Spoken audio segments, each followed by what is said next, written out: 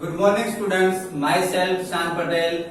Today we are going to start part 5 of chapter number 9 reproduction in animals. बच्चों अब तक हमने इस चैप्टर के पार्ट 1 to 4 सीख लिए ना, बहुत ही इंटरेस्टिंग चैप्टर है।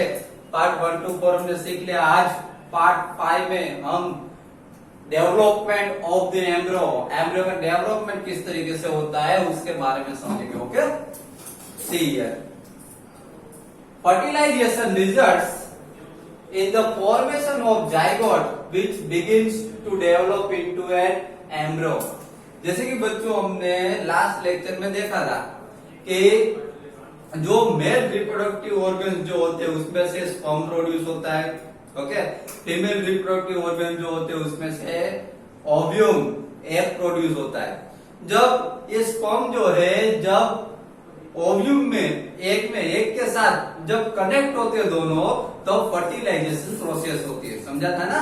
और फर्टिलाइजेशन प्रोसेस के टाइप भी हमने समझे थे, internal fertilization and external fertilization, जो लास्ट लेक्चर में हमने समझा था। ओके, तो अब उसी के बारे में आगे देखने जा रहे हैं, एम्ब्रो के बारे में। See here, fertilization results in the formation of zygote which begins to development into an embryo. जैसे कि बच्चों जो स्पर्म और एग जब दोनों मिलते हैं, जब फर्टिलाइजेशन प्रोसेस होती है तब जाइगोट बनता है। देखा था ना आपने, जाइगोट बनता है और जाइगोट में से ये एम्ब्रियो में कन्वर्ट होगा। देखिए यहाँ पे which begins to develop into an embryo. वो जाइगोट जो है वो धीरे धीरे धीरे उसका एम्ब्रियो बनने की शुरुआत होगी। Then the zygote divides repeatedly to give rise to a ball of cells। बच्चों यहाँ पे ऐसा बताया गया कि जाइगोट जो है वो इस तरीके से, यहाँ पे आपको बॉल दिख रहा है, बॉल ऑफ सेल्स, इस तरीके से बॉल ऑफ सेल्स में डिवाइड होने लगता है। कौन? जाइगोट। समझ में आया? ओके, जब फर्टिलाइजेशन होता है स्पर्म और ओव्यूम एग में जब फर्टिलाइजेशन होता है उसमें से जाइगोट बनता है और जाइगोट धीरे धीरे धीरे इस तरीके से डिवाइड होने लगता है। देखिए बॉल ऑफ सेल्स, इस तरीके से ऐसे बॉल में, बहुत सारे बॉल्स में ऐसे जाइगोट जो है वो डिवाइड होने लगते हैं। ध्यान से देखिए यहाँ पे। Okay, then the cells then begin to form groups that develop into different tissues and organs of the body. बाद में क्या होता है, ऐसे बहुत सारे जाइगोट जो है ऐसे बहुत सारे बॉल्स में डिवाइड हो जाता है। बाद में जो बॉल्स जो होते हैं वो एक ग्रुप बनाना स्टार्ट करते हैं। The cells then begin to form groups, एक ग्रुप बनाते हैं ऐसे बॉल्स का, that develop into different tissue, उसमें से डिफरेंट डिफरेंट टिश्यूज बनते हैं, and organs of the body, और उसमें से टिश्यूज में से ऑर्गन्स बनने लगते हैं। समझ में आया है ना। हमने एक चैप्टर में ये भी सीखा था कि सेल्स सब कंबाइन होके टिश्यूज बनता है, टिश्यूज सब कंबाइन होके ऑर्गन्स बनते हैं, ऑर्गन्स सब कंबाइन होके पूरी ह्यूमन बॉडी बनती है। समझ में? तो वही है, ऐसे सेल्स जो है इस तरीके से जो सेल्स होते हैं, यहाँ पे हम सेल्स लिख देते। देखिए ये सेल है, ये क्या है, ये सेल है। ऐसे बहुत सारे सेल्स जब कंबाइन होते हैं जाइगोट में से ऐसे सेल्स बन जाते हैं। ओके, और ऐसे बहुत सारे सेल्स कंबाइन होके टिश्यूज बनता है, टिश्यूज बहुत सारे कंबाइन होके ऑर्गन्स बनते हैं, ऐसे पूरी बॉडी बन जाती है, बॉडी बनना स्टार्ट होती है। Then this developing structure is term an embryo. ये जो डेवलपिंग जो स्ट्रक्चर हुआ इसी को एम्ब्रियो कहा जाता है। समझ में? जब बेबी बोर्न होने की बनने की शुरुआत होती है, ओके, उसके ऑर्गन्स बनने की शुरुआत होती है, इसको एम्ब्रियो कहा जाता है। Okay, then the embryo gets embedded in the wall of the uterus for further development. और जो एम्ब्रियो है बच्चों, ऐसे जब ये यहाँ पे पिक्चर आपको दिख रहा है, ये एम्ब्रियो जो है जो यूटेरस की वॉल्स के पास आ जाता है। देखिए यहाँ पे ये डेवलपिंग एम्ब्रियो, ये एम्ब्रियो है, ये वॉल है यूटेरस वॉल, ये वॉल दिखाई दे रही है आपको, ये यूटेरस वॉल है। यहाँ पे स्ट्रक्चर आपको दिखाई दे रहा है, ये जो स्ट्रक्चर दिखाई दे रहा है, ये जो स्ट्रक्चर है वो एम्ब्रियो का है। यहाँ पे एम्ब्रियो डेवलप हो रहा है, यूटेरस वॉल के पास ही यहाँ पे ये एम्ब्रो है वो डेवलप होता है। ध्यान से फिगर को देखिए। Okay, now the embryo continues to develop in the uterus. बच्चों ये जो एम्ब्रो है ये यूटेरस की जो वॉल है वहां पे कंटिन्यू एम्ब्रो जो होता है वो डेवलप होता जाता है, कंटिन्यूअस है यहाँ पे डेवलप होता जाता है। Okay, it gradually develops body parts such as hands, legs, head, eyes, ears etcetera.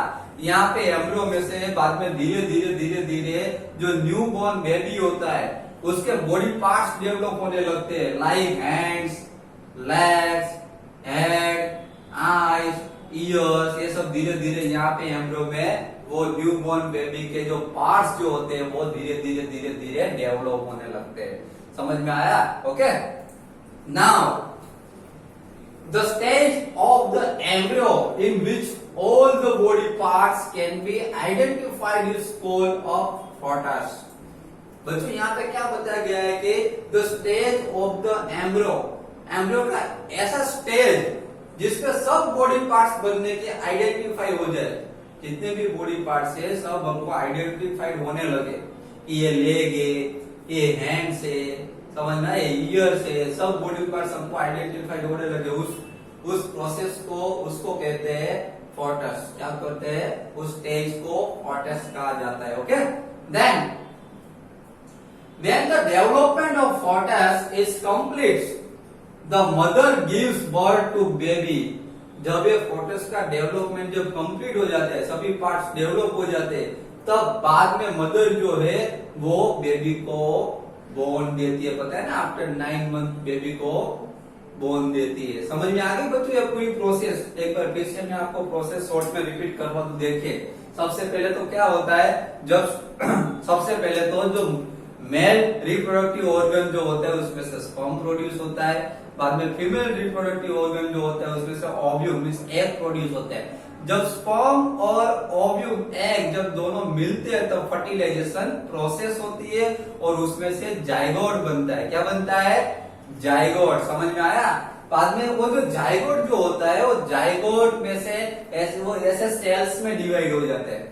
Zygote किस में डिवाइड हो जाता है? ऐसे स्मॉल स्मॉल सेल्स में डिवाइड हो जाता है। समझ में आया? बाद में बहुत सारे ऐसे सेल्स ज्वाइंट होके टिश्यूज बनते हैं। ऐसे बहुत सारे टिश्यूज ज्वाइंट होके बाद में ऑर्गन्स बनते हैं और बहुत सारे ऑर्गन्स ऐसे ज्वाइंट होके पूरी बॉडी बनेगी। समझ में आ गया? ओके, तो इस प्रोसेस के जो ऑर्गन्स बनने की जो शुरुआत होती है उसको एम्ब्रियो कहा जाता है।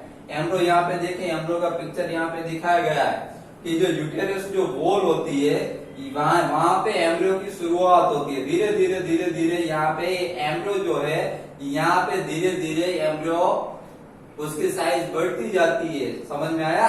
यहाँ पे एम्ब्रियो डेवलप होने लगता है। तो धीरे एम्ब्रियो यहाँ पे डेवलप होता है और एम्ब्रियो में यहाँ पे धीरे hands, legs, head, eyes, year ये सब पार्ट्स यहाँ पे डेवलप होने लगते हैं एम्ब्रियो में। ओके, जब ये पूरे जब पार्ट्स जब डेवलप हो जाते हैं उसको फोटस कहा जाता है। When the development of the fetus is complete, the mother gives birth to baby। जब ये पूरे सब पार्ट्स बन जाते हैं फोटस के, जब ये कंप्लीट हो जाते हैं फोटस, तब बाद में आफ्टर 9 मंथ जो मदर क्या करती है, मदर जब तब बाद में अपने यंग वन को अपने बेबी को बर्थ देती है। समझ में आया ये पूरी process? Okay, now internal fertilization takes place in hens also. बच्चों यहाँ पे ऐसा बताया गया है कि हैंड्स में भी इंटरनल फर्टिलाइजेशन प्रोसेस होती है। But do hens give birth to babies like human beings and cows? बच्चों यहाँ पे ऐसा बताया गया है कि हैंड्स जो है उसमें भी इंटरनल फर्टिलाइजेशन होता है। हमको पता है कि इंटरनल फर्टिलाइजेशन मीन्स क्या होता है। तो इंटरनल फर्टिलाइजेशन मीन्स जो मदर जो है अब इनसाइड द बॉडी जब फर्टिलाइजेशन प्रोसेस होती है, बराबर, उसको हम इंटरनल फर्टिलाइजेशन बोलते हैं, है ना। लेकिन यहाँ पे ऐसा बताया गया है कि internal fertilization takes place in hens also. Hens की बॉडी में भी इंटरनल फर्टिलाइजेशन होता है। हैंड्स की बॉडी के अंदर बेबी बोर्न ऐसा बताया गया इंटरनल फर्टिलाइजेशन होता है।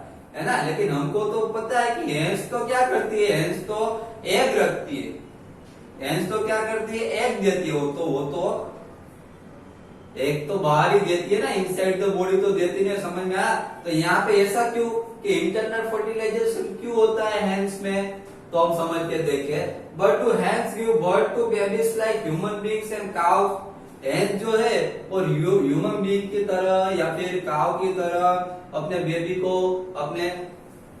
अपनी बॉडी के अंदर ही क्या वो डेवलप करती है हेंस? नहीं, ऐसा नहीं होता। तो ऐसा क्यों, चलो हम समझते हैं। Soon after fertilization, the zygote divides repeatedly and travel down the oviduct. Hence में क्या होता है कि जब फर्टिलाइजेशन प्रोसेस जब हो जाती है, बाद में जाइगोट बनता है, तो जाइगोट डिवाइड हो जाता है। क्या करता है, जाइगोट डिवाइड हो जाता है and travel down the oviduct, oviduct की ओर ट्रैवल करने लगता है। Then the hard shell that you see in a hens egg is one such protective layer. और ये जो हैंड होता है, हैंड जो है उसमें क्या होता है कि हार्ड सेल आ जाता है। उसका हैंड्स का जो एग होता है, हैंड्स के एग के अराउंड हार्ड सेल आ जाता है जो उसको प्रोटेक्ट करता है। ये प्रोटेक्टिव लेयर है हार्ड सेल, समझ में आया। हैंड्स जब एग रखती है तब उसके अराउंड हार्ड सेल आ जाता है। After the hard shell is form around the developing embryo, the hen finally lays the egg. बच्चों यहाँ पे ऐसा बताया गया है कि जब एम्ब्रियो के अराउंड जब हार्ड सेल आ जाता है तो फाइनली जो हैंड क्या करती है, बाद में एग रखती है। समझ में आया। एम्ब्रियो के अराउंड जब हार्ड सेल आ जाएगा, बाद में ही हैंड जो है वो एग रखेगी। Then the embryo takes about 3 weeks to complete develop into a chick. और एम्ब्रियो में से चिक बनने में, चिक मीन्स क्या, हैंस का जो यंग बॉर्न होता है, हैंस का जो बच्चा होता है उसको चिक कहते हैं। तो हैंस में से चिक बनने में कितने 3 वीक्स लगते हैं। कितने लगते हैं, पूरे 3 वीक्स लगते हैं। You must have seen the hen sitting on the egg to provide sufficient warmth. आपने देखा होगा कि हैंड क्या करती है, हैंड अपना जो एग होता है उसके ऊपर बैठ जाती है। समझ में आया। हैंड वो अपने एग के ऊपर बैठती है और उसको सफिशिएंट वार्मथ, उसको गर्मी प्रोवाइड करती है। After the chick is completely develop it burst open the egg shell. बच्चों यहाँ पे ऐसा बताया गया है कि after the chick is completely develop, जब चिक जो है वो कंप्लीटली जब डेवलप हो जाता है, it burst open the egg shell, और जो उसका जो एग सेल जो होता है वो ओपन हो जाता है और वो बाहर की ओर आ जाता है। समझ में आया। कब ऐसा होता है, जब पूरा चिक जब डेवलप हो जाता है। क्या हो जाता है, जब पूरा डेवलप हो जाएगा चिक, तब ऐसा होगा। ओके। तो आज के लेक्चर में बच्चों हमने पार्ट 5 में डेवलपमेंट ऑफ द एम्ब्रियो के बारे में समझा कि जो एम्ब्रियो जो है उसका डेवलपमेंट किस तरीके से होता है। समझ में आया। ओके। स्पर्म और ओव्यूम जब उसको मिलते हैं, जब फर्टिलाइजेशन प्रोसेस होती है, वहां से लेके जब बेबी का बोर्न होता है, मदर जब बेबी को बोर्न देती है, जब बर्थ देती है, वहां तक की पूरी प्रोसेस हमने इसमें डेवलपमेंट ऑफ एम्ब्रियो में समझ लिया। ओके। बाद में हमने इंटरनल फर्टिलाइजेशन के बारे में समझा कि हैंड जो है उसमें इंटरनल फर्टिलाइजेशन किस तरीके से होता है। ओके। तो बस आज के लेक्चर में पार्ट 5 में यहां तक ही हम रखते हैं। इसके बाद के जो टॉपिक्स है वो मैं आपको पार्ट 6 में समझाऊंगा। ओके।